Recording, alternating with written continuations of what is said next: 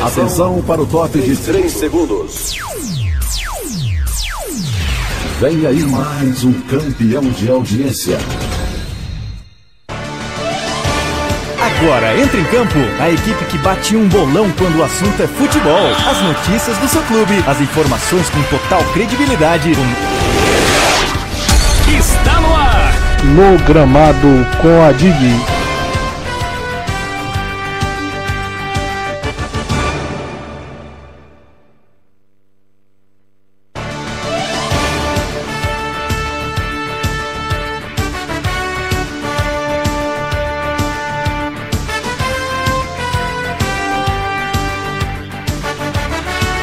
Muito bem, nós estamos chegando nesta terça-feira especial, 26 de maio de 2020, com o programa No Gramado com a DIG, o seu noticiário esportivo a partir de agora, juntos nesta emoção do futebol.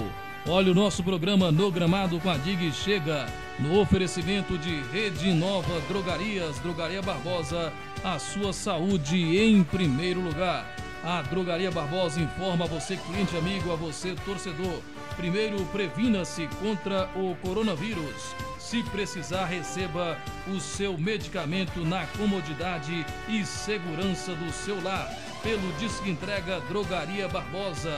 Olha, 3231 1539 99207 9819 99896 5908. É a Drogaria Barbosa no apoio do nosso programa No Gramado com a DIG.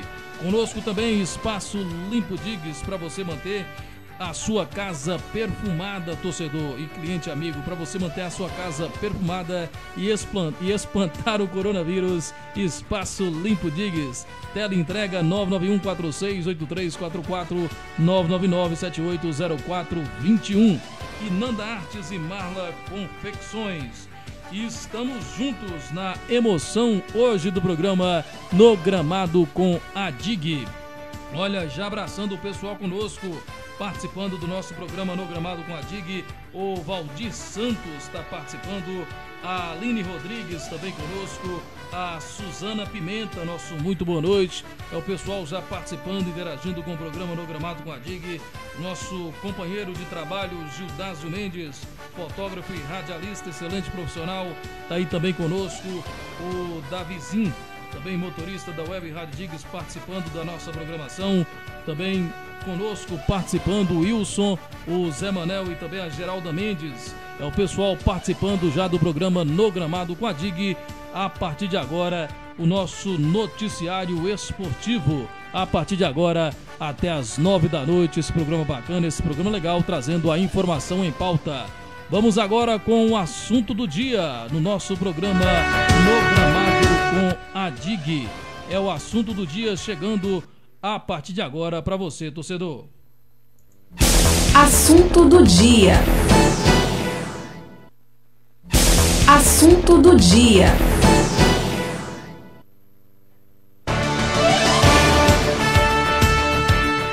Muito bem, Jambom Tempo, terça-feira gostosa, terça-feira especial, terça-feira que se iniciou com chuva em Brasília de Minas, um tempo agradável. E o assunto do dia, Jambom Tempo, o pessoal, o torcedor, os nossos ouvintes quer saber o assunto do dia, Jambom Tempo. Boa noite a cada uma das pessoas que nos acompanham por todas as nossas redes sociais, também pelo maior aplicativo de rádios do Brasil, Rádiosnet. Você que curte e segue as nossas transmissões esportivas, o nosso trabalho esportivo, meu muito obrigado, meu boa noite.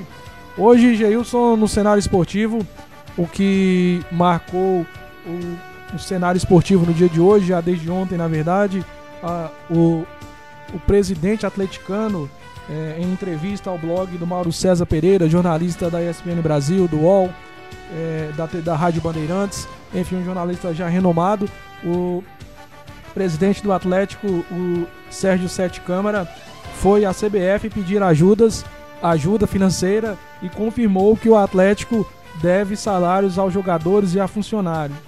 Ele reforçou ainda que o Atlético deve alguns meses de salário a atletas e também a funcionários menores dentro do clube, e disse ainda que com a pandemia do coronavírus que a situação deve piorar, porque, como todo mundo sabe, os clubes não estão tendo receita nesse momento.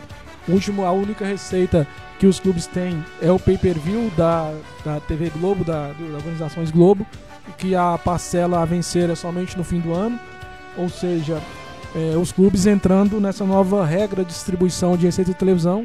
Os clubes já viviam uma crise, né? Mas a pandemia do coronavírus está aprofundando, escancarando essas crises que já existiam no futebol brasileiro. Então, o assunto do dia hoje, informação, conforme eu repeti, do blog do Mauro César Pereira, que o Atlético tem salários atrasados de jogadores e também de funcionários do clube, e inclusive foi pedir ajuda à CBF para tentar conter esse rombo no caixa atleticano. Palavras do próprio presidente para a CBF: muitas equipes podem acabar indo para o buraco com a pandemia. Essas são as palavras do próprio Sérgio Sete Câmara. Por isso, abre aspas aqui, o Sete Câmara dizendo que os times podem acabar indo para o buraco devido à situação de agravamento da pandemia do coronavírus, da Covid-19. Muito bem, Jambotempo trazendo em pauta para você, torcedor, o assunto do dia. Em nosso programa No Gramado com a DIG, edição de terça-feira, hoje, 26 de maio de 2020. Vamos juntos na emoção do futebol, chegando à primeira informação, a primeira notícia sobre o noticiário esportivo. O relógio marca 20h14 e é hora da primeira informação no programa No Gramado com a DIG a respeito do Galo Forte e Vingador. Vamos conferir então a notícia que chega do Atlético Mineiro no programa No Gramado com a DIG. Uma reformulação profunda no clube, com mais de 50 funcionários sendo desligados da sede administrativa, dos clubes sociais, também funcionários da manutenção nas cidades do Galo, enfim, muitas demissões no Atlético nesta sexta-feira. Enquanto isso, o departamento de futebol está trabalhando para reforçar o time. Aí o torcedor pode perguntar, mas está demitindo e contratando jogador?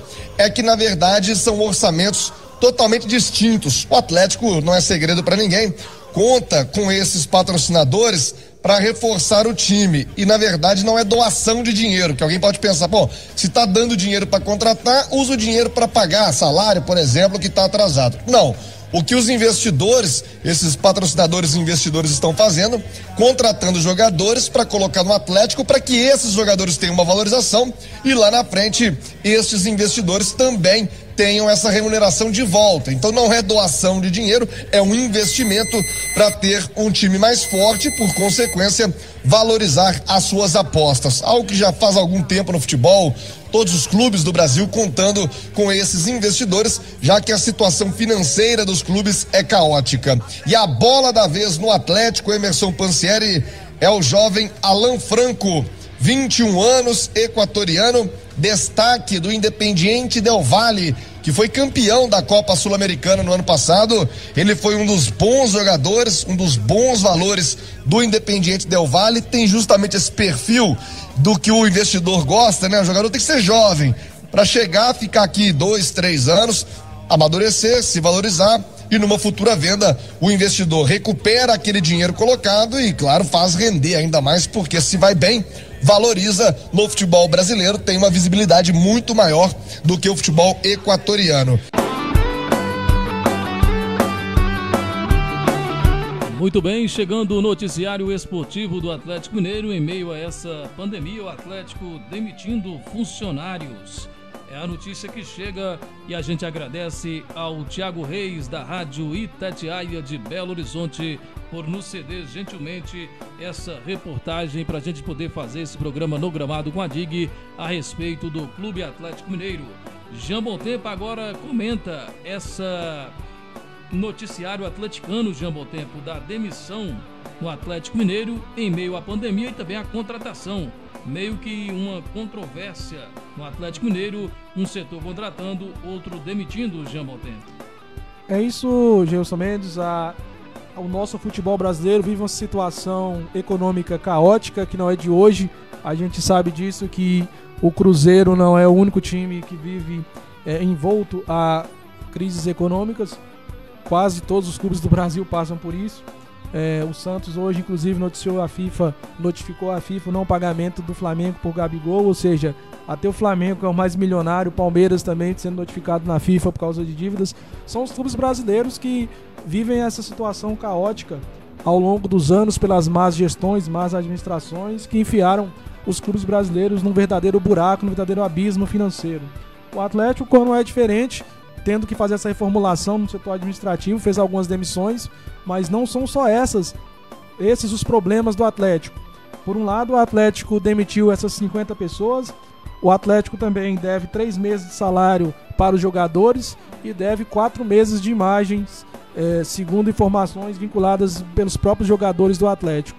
Porém, o nosso querido Jorge Sampaoli, que tem um salário na casa de 1.200.000 por mês, um salário vantajoso para um técnico de futebol, tem recebido seus vencimentos em dia. E isso que está gerando tanta repercussão dentro do Atlético.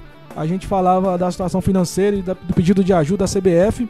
O Atlético mantém algumas regalias ao argentino. Na verdade, alguns entendem como regalias, mas é isso aí que o Thiago Reis falou. Não é regalia.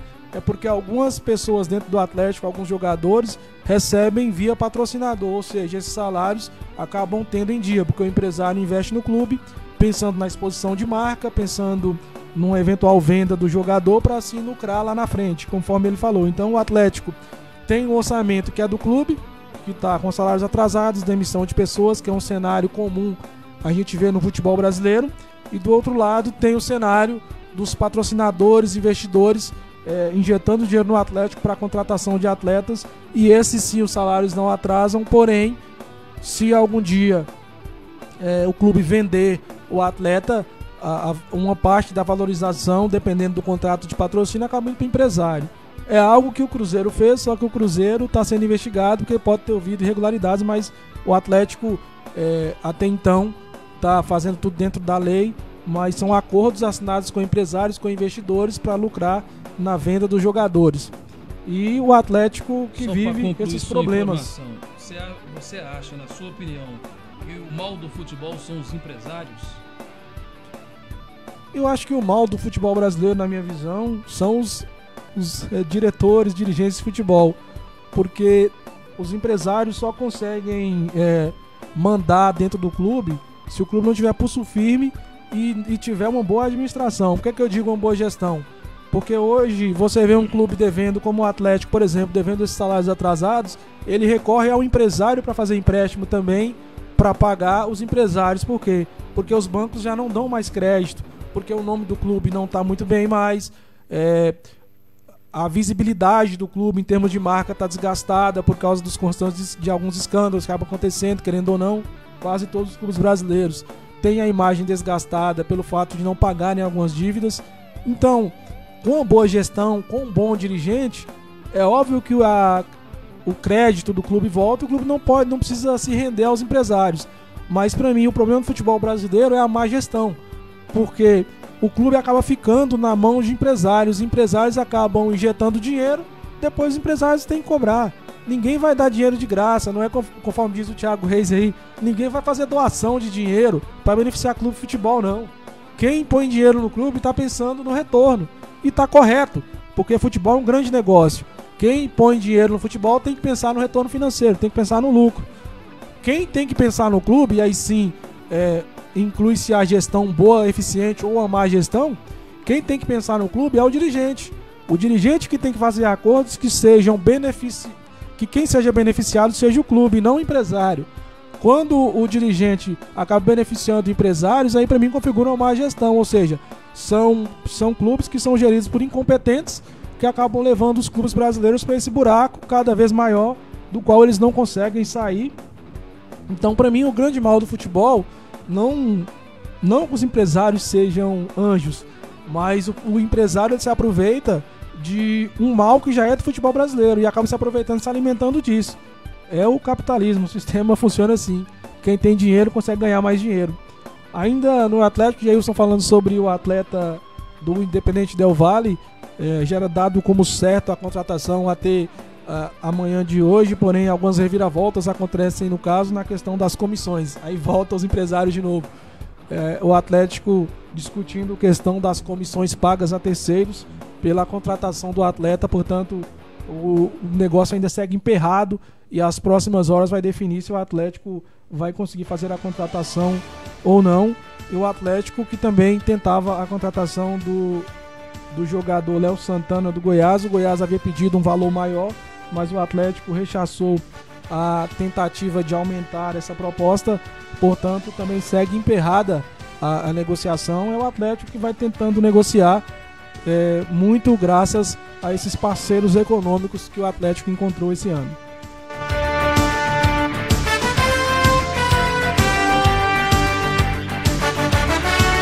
Muito bem, torcedor, você ouviu o noticiário do Atlético Mineiro, do Galo Forte Vingador.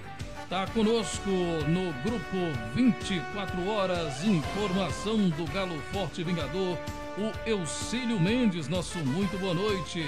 O pessoal do grupo Cruzeirão Cabuloso, Odaí José Domingos, está conosco também participando. A Maria Rodrigues, nosso muito boa noite. O Josmaí Cardoso, seja muito bem-vindo à nossa programação. Ao Mando, muito boa noite também, participando conosco. É o pessoal já interagindo e participando do nosso programa No Gramado com a DIG. E a gente agradece a cada um de vocês que estão conosco, participando do nosso programa No Gramado com a DIG. O nosso muito boa noite também ao Manuel José. Ele que foi bicampeão no Operário, Zé Manel da Prefeitura, bicampeão no Operário, tá lá curtindo o programa No Gramado com a DIG. Nosso muito boa noite também a ele que está participando conosco. Olha, o nosso programa No Gramado com a DIG tem o oferecimento de Rede Inova, Drogarias, Drogaria Barbosa, a sua saúde em primeiro lugar. É a Drogaria Barbosa que cobre qualquer oferta da cidade, torcedor. Drogaria Barbosa fala para você se prevenir primeiro contra a Covid-19, o coronavírus. Se precisar, receba o seu medicamento na comodidade e segurança do seu lar. É a Drogaria Barbosa que entrega no conforto da sua casa. 3231-1539, 99207-9819, 99896-5908. Drogaria Barbosa, a sua saúde em primeiro lugar. Também conosco o Espaço Limpo Digues, para deixar a sua casa bem perfumada, torcedor. É o Espaço Limpo Digues chegando em Brasília de Minas e região. Tela entrega 991-468344, 999-780421. Também conosco Nanda Artes e Marla Confecções, tudo em pinturas em tecidos, almofadas de bonecas, é com Nanda Artes e Marla Confecções, 998-944419. É o programa No Gramado com a DIG.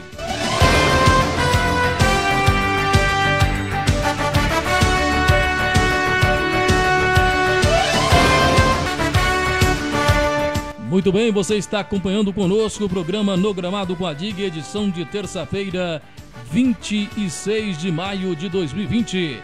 É hora de informação no ar. O relógio marca 20 horas 26 minutos. Para quem gosta, 8h26 da noite.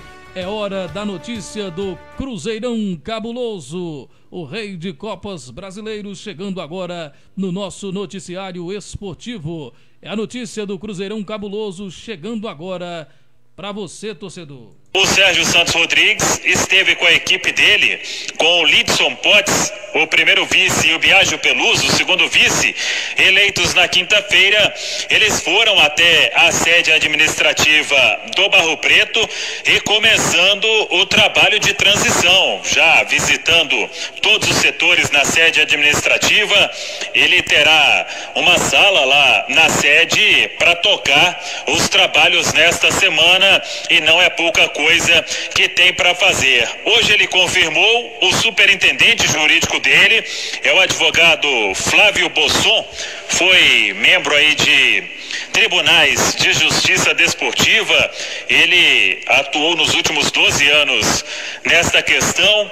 em 2018 foi interventor na Federação Paraibana de Futebol, escolhido pela CBF e vem agora para ser o superintendente jurídico. Ele é conselheiro do Cruzeiro, também não será remunerado. Já tínhamos falado do Edson Potts, o Edinho, superintendente de marketing comercial.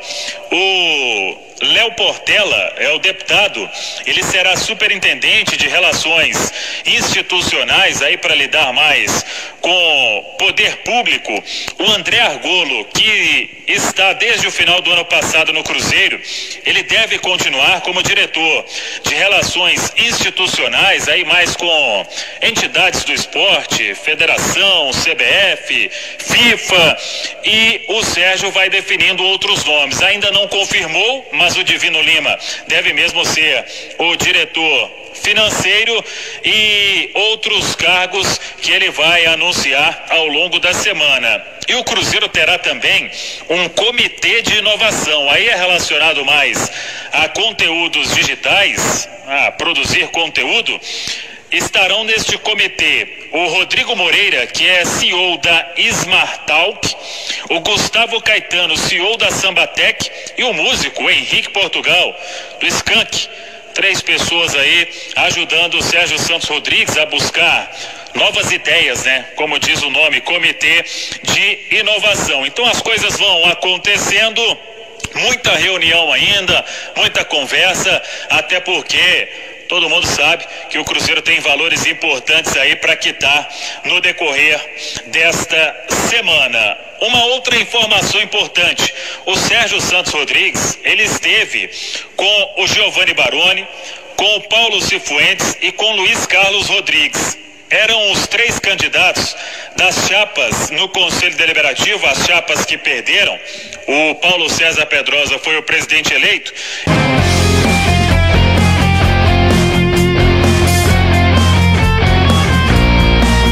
Muito bem, você conferiu, torcedor, o noticiário esportivo do Cruzeirão Cabuloso, nesta terça-feira, dentro do programa No Gramado com a DIG. Olha, abraçar aqui o Júlio César participando conosco, ele que é do grupo Atleticanos Online. Tem o Nelson Freire participando, agradecendo o Cleison, Popular Beraldino, está conosco lá no Ibituruna, ao Marcelo Henrique, a Fátima Francisca e tantos outros torcedores que estão participando conosco aqui. Na medida do possível, a gente vai agradecendo a cada um de vocês que estão conosco, interagindo e participando do programa No Gramado com a DIG. Jean Bontempo agora comenta esse momento de muita turbulência, de muita pressão psicológica, pressão também financeira do Cruzeiro Esporte Clube. O Cruzeiro que foi punido por não pagamento pela FIFA com menos 6 pontos na Série B. Assim que se começar em 2020, 2021, o Cruzeiro já tem a punição de 6 pontos e podendo ter aí mais e mais punições, dependendo também da FIFA. Jean Bontempo comenta o noticiário esportivo do Cruzeiro. O Cruzeiro que vive um momento delicado, a gente já falava na semana passada da conturbada eleição que acabou levando a vitória do Sérgio Santos Rodrigues, advogado, jurista, já defendeu vários clubes na CBF, inclusive também trabalhou junto à CBF, já trabalhou no Cruzeiro outras épocas no departamento jurídico do Cruzeiro, coordenando o departamento jurídico. É alguém do meio do futebol, alguém que tem credibilidade no mercado, alguém que tem força no mercado. O que o Cruzeiro precisa hoje é de alguém que represente algo de positivo em meio a tanta complicação que aconteceu nesse ano de 2019. É o Cruzeiro que tenta se reerguer. Lembrando que esse Sérgio Santos Rodrigues está cumprindo primeiramente suas promessas de campanha, que ele dizia que traria pessoas qualificadas para o mercado.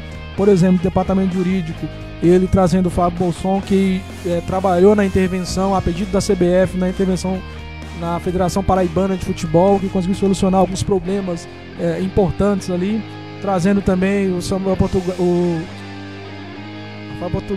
esqueci o nome agora, do Skank, para ajudar também na questão das mídias do Cruzeiro, tentar trazer mais receitas para o Cruzeiro, que é uma receita hoje que o Cruzeiro não tem, a receita de mídia e também de redes sociais. trazer novas receitas para o Cruzeiro. A grande novidade que o Sérgio Santos Rodrigues traz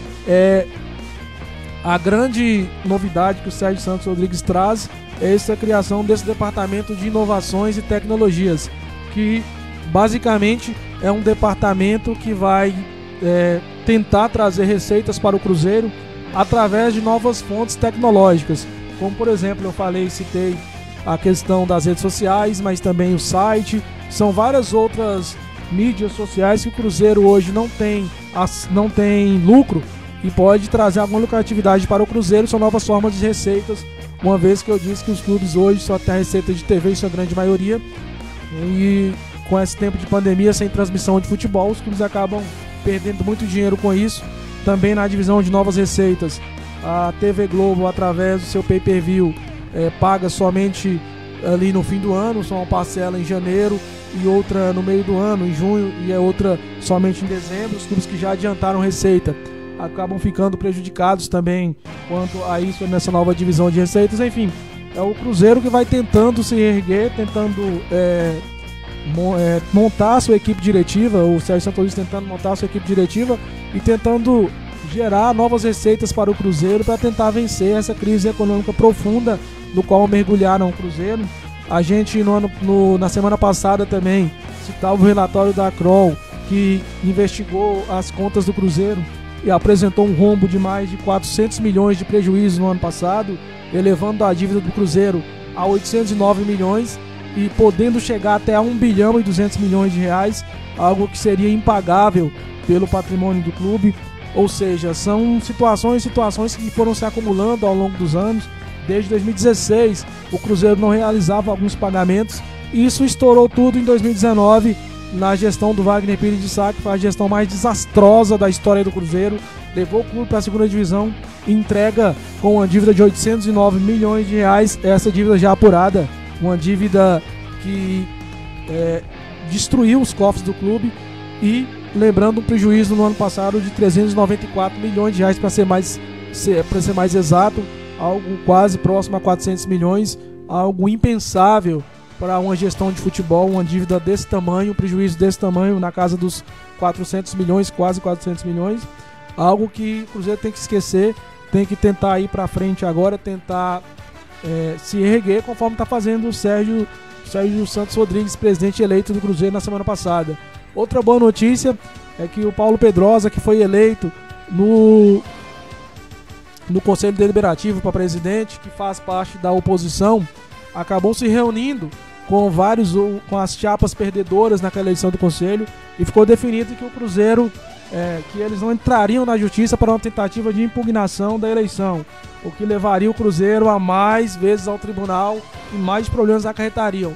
Eles se uniram e prometeram ajudar o presidente a resolver os problemas do Cruzeiro, na medida do possível tentar ajudar o presidente do Cruzeiro a resolver os problemas que, repito, não são pequenos, não são problemas fáceis de resolver, são problemas gigantes. E em meio de tudo isso tem a pandemia do coronavírus, o Covid-19, que paralisou tudo e fez, segundo relatórios do próprio Conselho Gestor do Cruzeiro, somente entre o período da paralisação até hoje, em vendas de jogadores, em contratos de patrocínio, o Cruzeiro já perdeu 40 milhões de reais ao longo desse mês.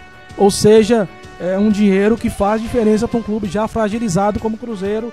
É um dinheiro que serviria para pagar salário de atletas e para pagar inclusive essa dívida de 5 milhões na FIFA, que o Cruzeiro acabou sendo punido com 6 pontos. Não tem como recorrer mais. O Cruzeiro já perdeu esses 6 pontos e ganhou mais 5 meses para pagar essa dívida. Se não pagar, pode perder mais 6 pontos e, em último caso, o rebaixamento à Série C. Porém, outra boa notícia que apareceu hoje no noticiário do Cruzeiro foi o Pedro Lourenço, dono da rede de supermercados BH, sócio do clube, que afirmou que o Cruzeiro não perderá mais pontos no que depender dele, já afirmando quase que 100% que ajudará o clube no pagamento da dívida que vence agora no final da semana. O Cruzeiro tendo que pagar até o dia 29 agora de maio mais outra dívida na FIFA, dessa vez a dívida referente à compra de William, aquele mesmo, William Bigode, aquela compra lá em 2014, quando o Cruzeiro era bicampeão brasileiro. O Cruzeiro contraiu essa dívida e não pagou. Não sei por que raios o Cruzeiro não pagou essa dívida até hoje. é algo que a Polícia Civil do Estado de Minas Gerais está investigando, mas o Cruzeiro não pagou essa dívida e essa dívida vence agora na FIFA, ou seja, é obrigatório pagar, senão perde pontos. E o Pedro Lourenço, o popular Pedrinho, como a torcida do Cruzeiro o conhece, o chama, deve emprestar esse valor ao Cruzeiro para o Cruzeiro efetuar o pagamento dessa dívida. Porém, ele alertou hoje que o Cruzeiro tem que caminhar com as próprias pernas. O Cruzeiro não pode depender de ajudas de empresários, de cruzeirenses ricos, para poder conseguir se manter. E ele também afirmou hoje o desejo de ser o próximo presidente do Cruzeiro já no próximo triênio, na eleição do ano que vem. Lembrando que o Sérgio Santos Rodrigues assumiu o Cruzeiro agora dia 1º de junho, sai em dezembro, e em janeiro o Cruzeiro já terá que ter um novo presidente, uma nova eleição. E o Pedro Lourenço já anunciou sua candidatura para o seu desejo de se candidatar, aliás, a presidente do Cruzeiro para o ano de 2021 e sua vontade de ser presidente do Cruzeiro, e avisando também que vai fazer de tudo para tentar tirar o Cruzeiro desse buraco financeiro. Outra notícia que o Cruzeiro tentou hoje também foi o desbloqueio ainda daqueles valores referentes ao dinheiro de Arrascaeta. O Cruzeiro não conseguiu ainda esse desbloqueio porque a Justiça pediu um seguro-garantia, algo que o Cruzeiro pudesse dar como item de penhora para desbloquear o dinheiro. O Cruzeiro ainda não conseguiu demonstrar isso na Justiça, e com isso o dinheiro do Arrascaeta segue bloqueado, e o Cruzeiro vai tentando se refazer e tentando, no meio dessa crise, juntar dinheiro para pagar essa dívida do William, que pode representar a perca de mais 6 pontos do Cruzeiro na Série B desse ano. E eventualmente, se o Cruzeiro continuar sem resolver esses problemas, o rebaixamento pode ser, em último caso, outra punição que o Cruzeiro pode ter. Lembrando que o Cruzeiro, a gente falou, a principal novidade dessa gestão do Sérgio Santos Rodrigues é a criação desse novo departamento de inovações, que vai tentar trazer novas fontes de receita para o clube. Lembrando também que o Sérgio Santos Rodrigues, ontem em entrevista à Rádio 98 de Belo Horizonte, disse que se espelha muito na gestão do Romildo Bolzan, do Grêmio, falando que inclusive vai tentar implementar no Cruzeiro o sistema de transparência já existente no Grêmio. Já desde quando o Romildo Bolzan assumiu o Grêmio implantou um sistema de transparência em seu clube, porque o Grêmio hoje, tudo que entra e sai no clube é exposto para todo mundo, para quem quiser ver, para a imprensa, para a torcida, enfim, para qualquer um que quiser analisar o balanço anual do Grêmio, tudo é exposto. É o portal da transparência gremista, que ano após ano, também graças a isso, mas também graças a uma boa gestão, vem apresentando superávit, mais superávit. Talvez é um dos melhores exemplos para os clubes seguirem hoje no futebol brasileiro. Se fala muito do Flamengo, do Palmeiras, mas o Grêmio é um exemplo que consegue hoje caminhar com as próprias pernas e apresentar superávit ano após ano, através de um forte investimento nas categorias de base e uma forte transparência que mostra ao mercado que o Grêmio é um clube sério, um clube honrado, que também traz investidores, porque investidores também vêm se o clube não mostrar fraqueza ou não mostrar aquilo que o Cruzeiro mostrou o ano passado. O Cruzeiro foi um mau exemplo a ser seguido ano passado, corrupções, denúncia o tempo inteiro, investigação da Polícia Civil de Minas Gerais, do Ministério Público de Minas Gerais, e toda aquela zona que virou a administração do Cruzeiro no ano passado. Isso também dificulta a chegada de investidores dentro do clube, e o Sérgio Santos Rodrigues dizendo ontem em entrevista à Rádio 98 que pretende se espelhar na administração gremista, que é um exemplo de administração, é um dos exemplos de administração futebolística no país hoje, o Cruzeiro, que vai tentando se reerguer nesse ano de 2020, porque se o Cruzeiro não subir, o resultado será mais desastroso ainda em 2021, o ano do centenário.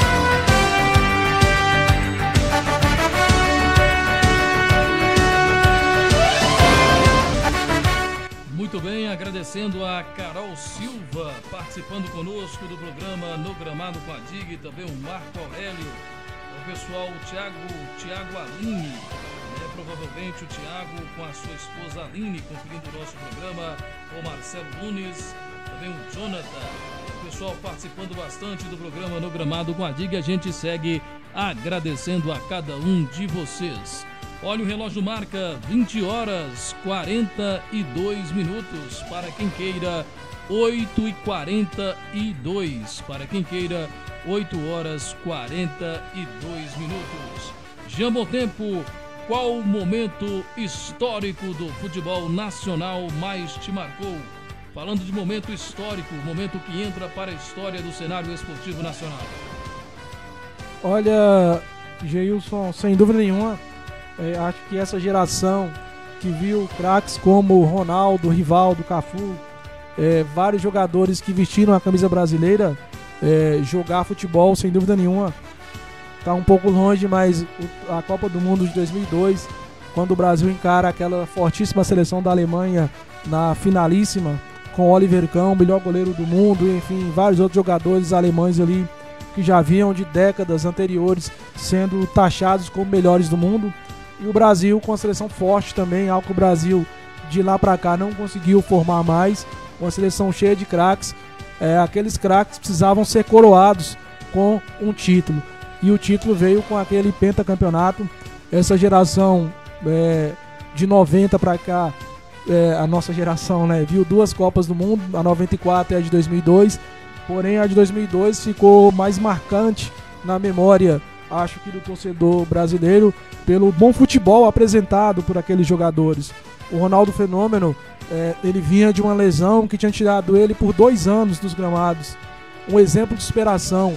Ele consegue se recuperar bem e consegue ser o principal jogador da Copa do Mundo daquele ano. Portanto, o momento que mais me marcou, falando do futebol como um todo, foi aquele título, porque coroou uma seleção de grandes craques que mereciam grandes títulos, e coroou mais ainda a trajetória do Ronaldo Fenômeno, que vinha de uma lesão de 2 anos, que não conseguia nem jogar futebol. Lembrando que ele teve uma lesão no ligamento do joelho, algo que diziam que ele iria parar de jogar futebol, e ele voltou e mostrou para o mundo que dava sim para ser campeão e principal jogador da Copa.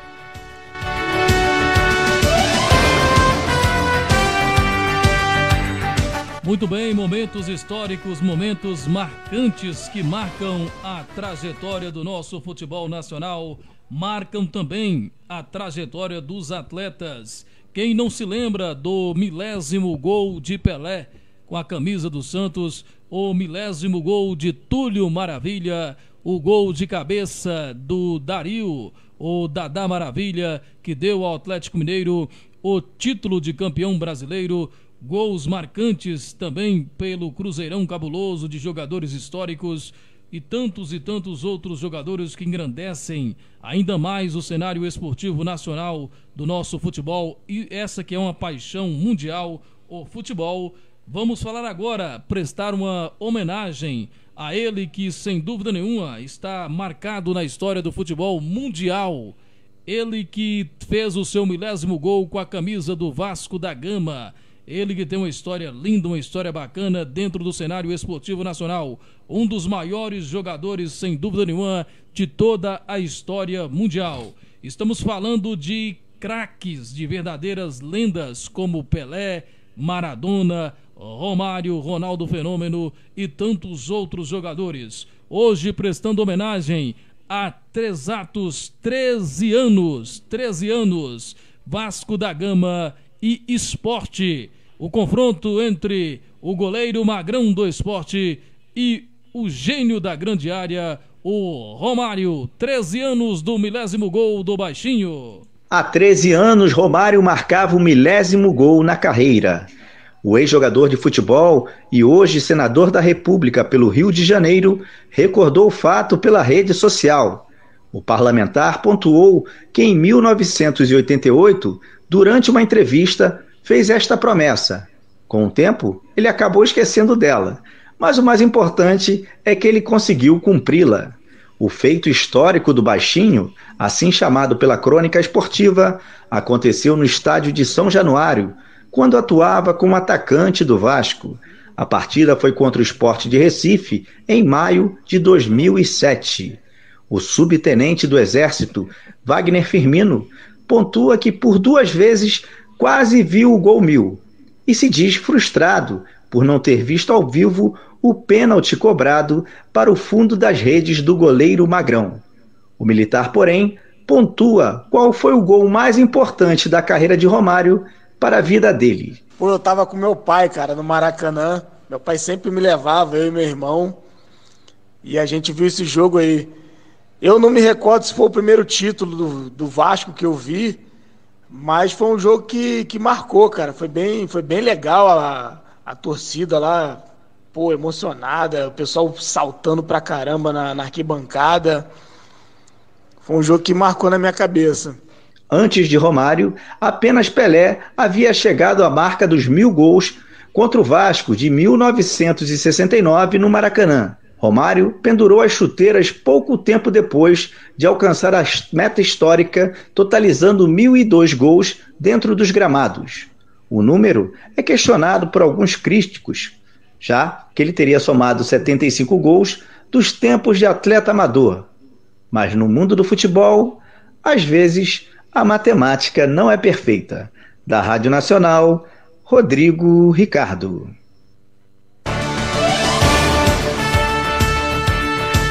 Muito bem, olha, há exatos 13 anos, Campeonato Brasileiro Vasco da Gama e Esporte. O baixinho chegava à marca de 1000 gols em sua carreira, alcançando o lendário Pelé, o rei do futebol, que fez o seu 1000º gol também de pênalti contra a equipe do Vasco da Gama jogando pelo Santos. Após isso, tivemos também o Túlio Maravilha fazendo o seu 1000º gol. Marca histórica, marca importante dentro do cenário esportivo nacional. Antes do Jamon Tempo comentar, olha, agradecer o Gilberto Batista participando conosco, o Daniel Ferreira, o João Batista, nosso primo, ele que abrilhantou o seu futebol na Escolinha de Ouro Tio Cid, também no NAB e em tantas outras equipes de Brasília e de Minas, está lá conosco participando. Também a Kátia Ribeiro, o Edmar Cardoso, é o pessoal que participa bastante do programa No Gramado com a DIG. Agora, Jean Montempo comenta a respeito do 1000º gol de Romário.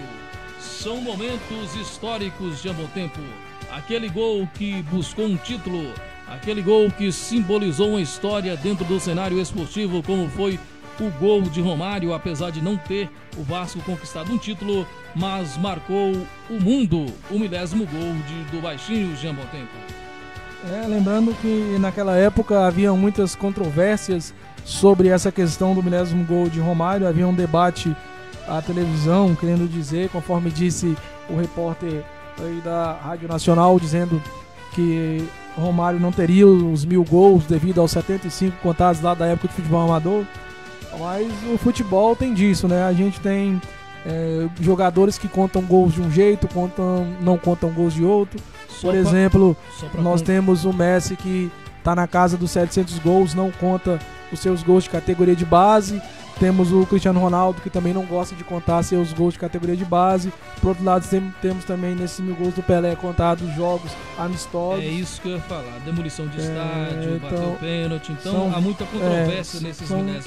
Isso, são vários gols que são contados. Cada atleta conta o gol de maneira diferente. Lembrando que Cristiano Ronaldo e Messi adotam um sistema um pouco diferente, acabam querendo contar somente gols oficiais, o que deixa eles com uma média de gols bem mais baixa em relação aos seus concorrentes históricos. Algo a gente tem que pensar, possivelmente no final da carreira, possivelmente os dois também terão mais de 1000 gols, porque não contam jogos que não são oficiais. Mas enfim, são vários atletas que conseguiram chegar a essas marcas. O Romário não precisava desses 1000 gols, porque ele já era um grande craque devido à conquista da Copa de 94. A gente falava que a Copa de 94 também foi outro momento que essa geração da década de 80, 90 para cá viu e que aprendeu a gostar de futebol e da seleção brasileira através dessas duas gerações de craques. E o Romário era um jogador que naquela Copa jogou muita bola, fez muitos gols e conseguiu levar o Brasil também àquele título de tetracampeão mundial. E o Romário, que ficou ali tentando jogar, jogou ainda por Vasco, Flamengo, Fluminense, jogou por vários clubes do Rio, América. O Romário tentando chegar a esse 1000º gol, até que conseguiu nesse fatídico dia lá lá no jogo contra o Sport, o Magrão, goleiro daquele gol, o Magrão acabou levando o 10º gol do Baixinho. O Romário conseguiu fazer o seu 10º gol. O Romário que conseguiu marcar sua história no futebol, o rei da pequena área, o cara que fazia muitos gols. O Baixinho Romário era alguém muito habilidoso, fazia muitos gols, fez muitos gols ao longo de sua carreira. Foi um jogador controverso fora de campo. Tinha aquela questão de o Romário falar que saía do bar tomando sua cervejinha e ia pro treino. O Romário que saía da balada pro jogo, já disse isso várias vezes. Tem até uma história contada por Romário, que ele chegou no Barcelona, se não me engano. No Barcelona, ele fala que chegou no Barcelona e saiu da balada direto pro jogo. Aí ele acabou fazendo 3 gols no jogo. Aí um atleta que jogava com ele foi questionar por que ele tinha esse privilégio. Ele respondeu: o dia que você fizer 3 gols no jogo, você vem conversar comigo. É o Romário que tem várias histórias dentro do futebol, dentro e fora de campo, e é um grande personagem do cenário esportivo brasileiro. Esse ano fazendo 13 anos da conquista, né, do seu 10º gol. É o Romário que merece todas as homenagens. Olha, como diria o Luiz Penido, lá, grande narrador esportivo do Rio de Janeiro, hoje na Rádio Globo. Época, hoje na Rádio Globo, na época, ele proferiu essa seguinte frase: pequeno na estatura, mas gigante no futebol. É o Romário, o Baixinho Romário, olha, marcado na história mundial, não só do Brasil, mas na história mundial. Romário que está no patamar de Maradona e Pelé para muitos.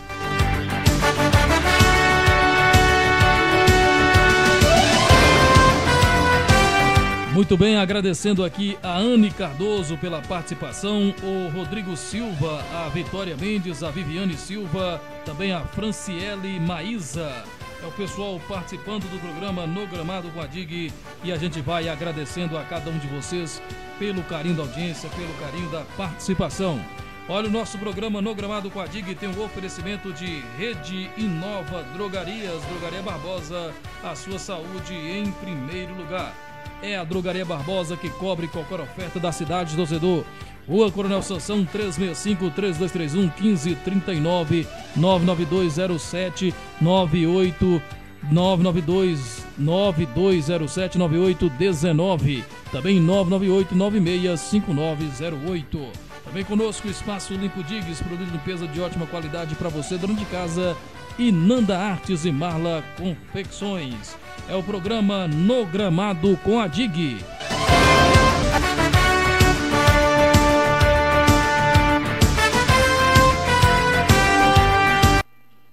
Muito bem, chegando agora a última notícia, o último noticiário esportivo do programa No Gramado com a DIG, edição de terça-feira, 26 de maio de 2020. Olha, vai deixar bastante saudade.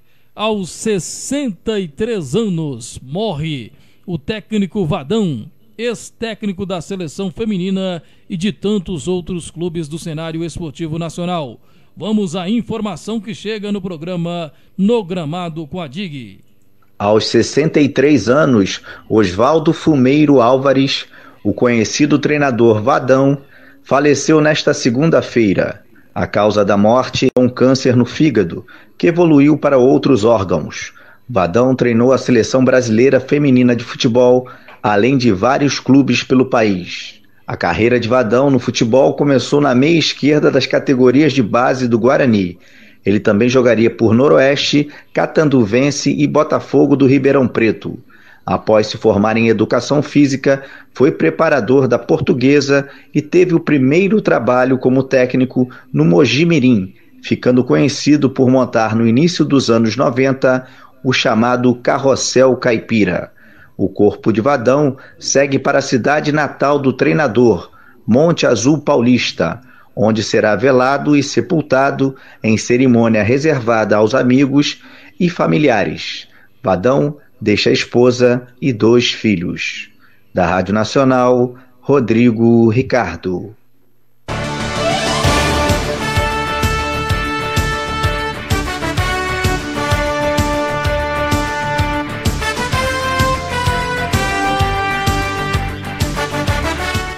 Muito bem, olha, uma triste notícia para todos nós que amamos o futebol. O técnico Vadão, de muita história, de muita tradição no cenário esportivo nacional, ele ex-técnico da seleção feminina, ganhando muitos títulos com a seleção feminina, marcando época, marcando história com a seleção feminina e também em outros clubes do cenário esportivo nacional.